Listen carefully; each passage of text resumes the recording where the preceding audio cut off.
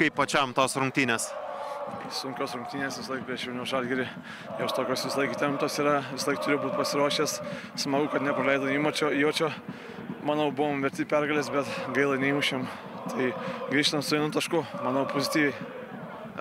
Pačioje jau rungtynių pabaigoje buvo ir vartų konstrukcija sudrebinta ir pačiam teko gelbėti komandą. Kas padėjo atsilaikyti būtent nepraleidžiant įvarčio, žinant, jog Vilniaus Žalgiris ta komanda, kuri būna kartais ištraukia tokias rungtynes būtent paskutinių epizodų situacijom. Tai manau, koncentracija kaip pat po rungtynių pabaigos išlikom vieningi, gynėmės ir kai buvo sunkus momentai, manau, atsilaikėm, aišku, skersinis, bet ten tokį paleido kamuolį, kur turbūt pats taip nenorėjo mušti, bet taip galas, kad taip pataikė, aišku, smagu, kad neįmušė, bet, sakau, atsilaikė, manau, gynybai super. Šiandien vos keli laipsniai šilumos, bet vėjuota, jutiminė temperatūra, apskritai minusas. Buvo kažkiek tai veiksnys šiandien, jog buvo sudėtingiau žaisti?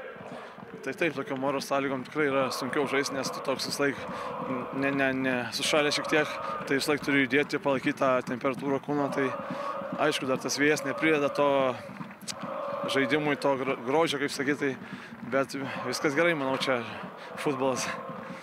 Ačiū, sėkmės.